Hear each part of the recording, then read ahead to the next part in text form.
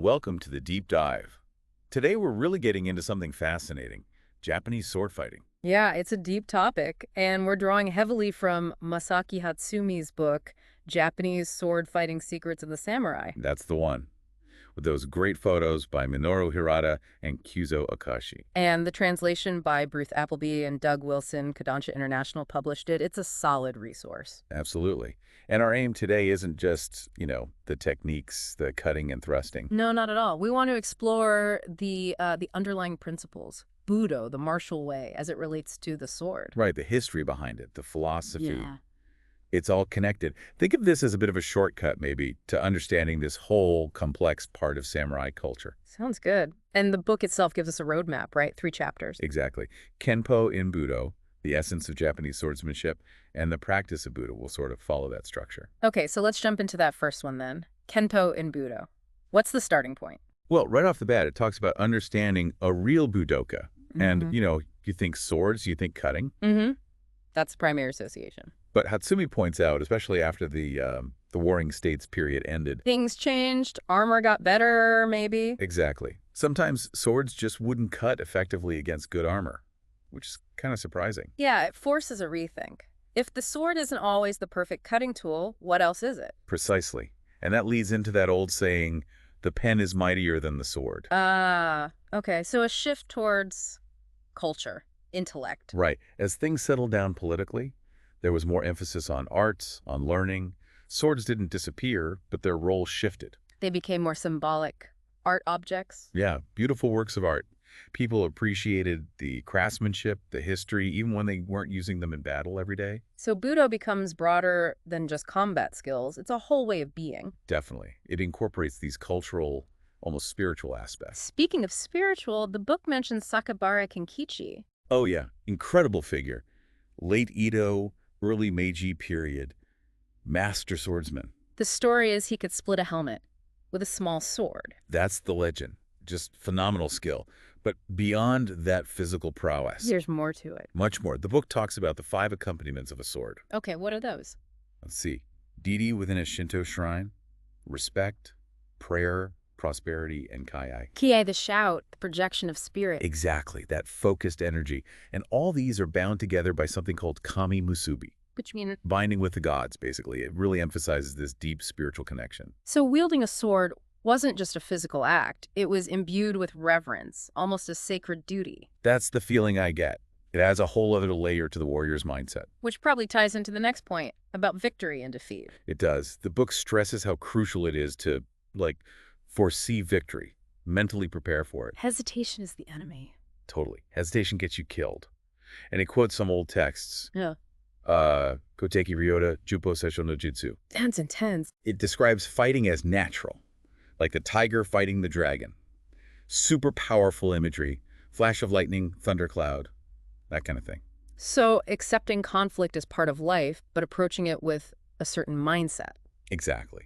The ideal warrior cultivates readiness, but also calmness, like being detached from just winning or losing. Detached? How so? It's more about seeking insight, learning from the experience itself, rather than getting caught up in the ego of victory or the despair of defeat. That's a profound level of discipline, shifting focus from the outcome to the process. Right, and this naturally brings up religion's role in Budo. How does the book connect those? It suggests Budo's roots might connect back to, basic human survival, Mhm. hunting, using weapons. Primal instincts. Yeah. And it acknowledges that living itself can involve violence, but Budo aims to, elevate that, refine it, To channel it. maybe. It mentions oni, devils or demons, and kami gods or spirits from Zen and Shinto. So tapping into these spiritual forces, this divine order, as part of the practice. Seems like it. Finding a kind of spiritual balance, even within the context of potential combat. So self-cultivation on multiple levels, physical, mental, spiritual. Definitely. Which leads into another pretty deep concept. Oneness is infinite. Okay, that sounds very philosophical, Mikyo, esoteric Buddhism. Yeah, it brings in Mikyo and this idea of shiki. Shiki. It's got multiple meanings. Could mean wisdom, discrimination. But it also underlies the basic elements. Earth, water, fire, wind, sky. The building blocks of reality. Right, but here's the twist. Shiki can also mean emptiness, Ku. So wisdom and emptiness are intertwined, underlying everything. It's a complex idea, that things are defined yet also connected to this underlying void. Very Buddhist. How does Ninpo fit in? Well, the book notes that in Nimpo, the character for one could be read as the character for emptiness, and it links to the number 7. 7, often seen as mystical in Buddhism. True, but it can also be seen as unlucky in Japan, related to the traditional 7 hardships. Huh. Interesting paradox. Yeah, and it contrasts this with the Buddha idea, where oneness, that connection, stretches out to infinity. So different martial paths might interpret these deep concepts slightly differently. Seems that way. Different emphasis, maybe. Okay, moving from the philosophical to something more grounded, the 18 fields of martial arts. Right, the Bujeju happen. The book mentions Takamatsu Sensei, emphasizing consistency above all. Consistency in practice. Dedication. There's an anecdote about him painting a horse, Yeah. just showing that level of commitment needed. Makes sense. You don't master something by dabbling. Exactly. And it lists some of the 18 fields, taijutsu, kenjutsu. Unarmed combat, sword techniques. Bojutsu, sojutsu, iaijutsu, Staff, spear, drawing the sword. bojutsu, shokenjutsu, hobakujutsu. Horsemanship, throwing blades, arresting techniques. Quite a range. A huge range. But the key point is seeing them all through the eyes of a martial artist, Yeah. meaning there's a unified approach, principles of harmony, using your strength effectively. It applies across the board. It's not just learning isolated tricks. A holistic system. Got it. Then there's the restoration of Budo. What needed restoring. This section talks about valuing the present moment, finding eternity in an instant. Very Zen. It is. It mentions a secret no play, Fushikaden, by Ziyami. Ah, Ziyami, the great no master. Yeah. And the idea is that the flower, the beauty, the essence, is revealed by concealing the intention, being subtle. Interesting. How does that relate to Budo? It connects to a Buddhist term, Ichigu Oterasu, Which means? to light up a corner, Yeah. or to be a light for your surroundings. It suggests true Budo mastery is this, like understated power. Not flashy, but deeply effective, restoring that subtlety, maybe. So moving beyond just the obvious physical aspects, that makes sense, especially linking Budo and the arts. Right. The book points out how the warrior class, the Bushi, were involved in high culture. Like the examples of the Kinkakuji and Ginkakuji tier rooms. Exactly. Built to show off aesthetic taste as much as power. A blend of warrior spirit and artistic sensibility. And it highlights that paradox again. As the sword became less crucial on the battlefield, it became more important as an art form. Its symbolic and aesthetic value increased. Yeah. The book even says art is the human form made into the soul of the warrior. Powerful stuff. That really captures it. Okay, so this leads us to a really central question the book asks. What is the Goku? Ah, Gokui. The essence, the deepest principle. So what is it, according to Hatsumi? Is it a secret technique? Not really a technique. It's simpler and more profound. It's realizing that everything is constantly changing. Henka. Change, that's the core. That's what it says. People change, the world changes.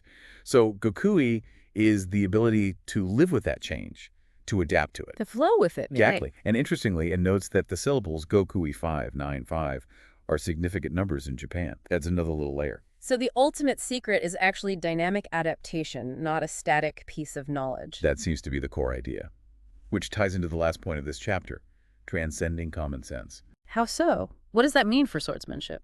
It means snap judgments aren't always wise, like how sudden bright light can hurt your eyes. Okay. Reacting instantly, impulsively to everything can be dangerous. Yeah. Need a deeper perception. Not just reacting on the surface level. Yeah. And it even says failure can be the beginning of enjoyment, part of the learning process. A different perspective on setbacks. Yeah. True understanding comes from connecting with the subtle, the profound, Yugen no Sekai, the world of the deep and mysterious. Seeing beyond the obvious. Okay, that wraps up the first major section. Moving into chapter 2, the essence of Japanese swordsmanship. It starts with pushing and cutting. Seems basic, but there's history there. It reminds us swords weren't always the only weapon. Right, earlier times had hand-to-hand, sticks, stones, even digging trenches. More primitive warfare. And the sword itself changed, from the older tachi. Which was worn edge down, often on horseback. Yeah. To the later katana, worn edge up, maybe more suited for drawing quickly on foot. And even when guns, muskets arrived with the Portuguese. Yeah, a huge technological shift. The sword didn't just disappear, it kept its significance. Right. It remained a symbol of the samurai class, their authority. It was more than just a tool. A practical weapon and a powerful symbol. Okay, then. The aesthetics of arms and armor. You mentioned armor before. Yeah, and this section goes into the weight, like 40 kilos, maybe even more. That's incredibly heavy. It would completely change how you move. Absolutely. Forget modern judo throws. And fighting someone in that, you're not hacking through plate. So sword techniques against armor had to be precise, thrusting into gaps. Exactly. Aiming for the weak points. But it wasn't just functional. No. Commanders would adorn their armor, make it aesthetically pleasing. Why? Just for show. Partly, maybe.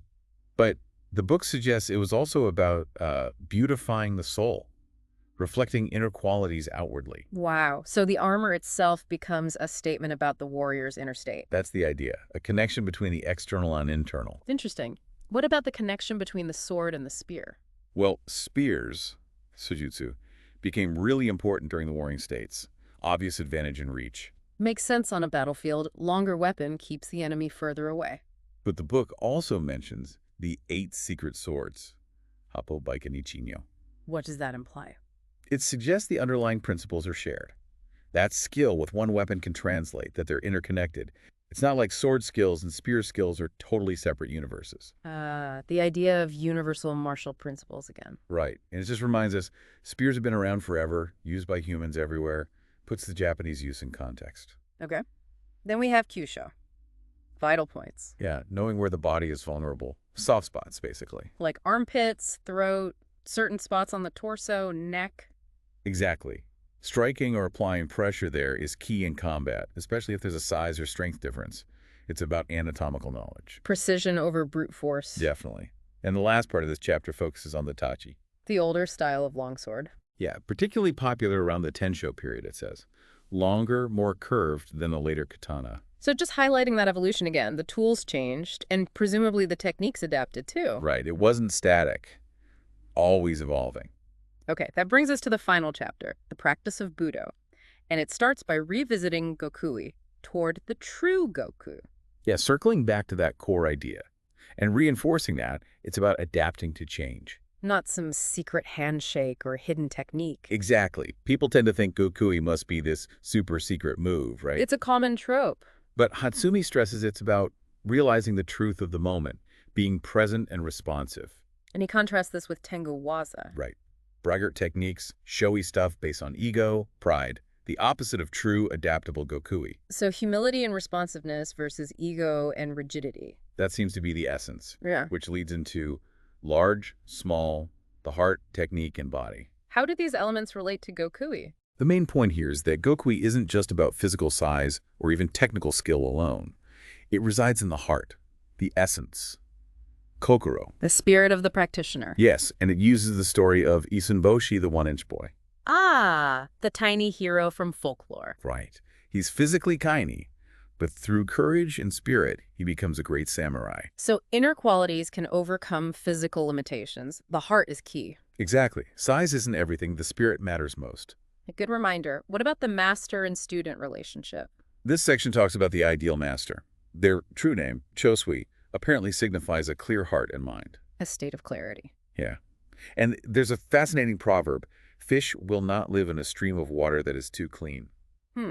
What does that suggest? That a master shouldn't be too perfect. Maybe more about having a broad understanding, accepting complexity, not being overly rigid or simplistic, seeing the shades of gray. A certain worldliness, perhaps? Could be. And the teacher's role is protective, like a shield, not just physically in training. But also guiding their understanding, keeping them on the right path. Exactly. It's real mentorship, much deeper than just teaching moves. Nurturing the whole student. Makes sense. Okay, the final topic. Between Densho and Kyujitsu. Right. Densho are the transmission scrolls, the written teachings, the forms. Formal structure of the art. And Kyujitsu is, well, truth and falsehood, or maybe essence and form, the real meaning versus just the outward appearance. So the scrolls give you the what? The form. But understanding the kyo, the truth within the form, that's the crucial part. It's not enough just to copy the movements. You have to grasp the underlying principle, the why. Precisely. And there's a great anecdote about the kabuki actor Danjuro. What did he do? He was apparently incredibly meticulous about the placement of a cushion for his entrance on stage, even a tiny bit off, and he'd apparently seek forgiveness. For a cushion being slightly misplaced seems extreme. But it illustrates the point, right? Even the smallest detail of the transmitted form, densho, contains a deeper truth, kyo. You need that level of diligence and awareness to really get it. Ah, I see. The form isn't arbitrary. It embodies the essence, and you have to respect every part of it to understand that essence. Exactly. It's about mindful practice, not just going through the motions. That really ties everything together nicely. So, looking back at this whole deep dive into the book, Yeah. what's the big picture for you? For me, it's just how layered Japanese sword fighting is. It's so much more than just combat. It's philosophy, history, spirituality, Yeah. all wrapped up together. Yeah, definitely not just techniques. And that concept of gokui really stands out. True mastery isn't about knowing 1,000 secret moves, but about that constant adaptation, understanding change, understanding the essence beneath the surface. Couldn't agree more. And maybe that's the final thought for everyone listening. How so? Well, think about these principles: adaptability, seeking deeper meaning, looking beyond the surface. Things we've been discussing in the context of Budo and swordsmanship. Right. How might those ideas apply to challenges or learning in your own life? Whatever you do, whatever your background is. Hmm. Finding the gokui in everyday situations, maybe. Yeah, perhaps. Something to think about anyway. These are definitely fascinating concepts worth exploring further.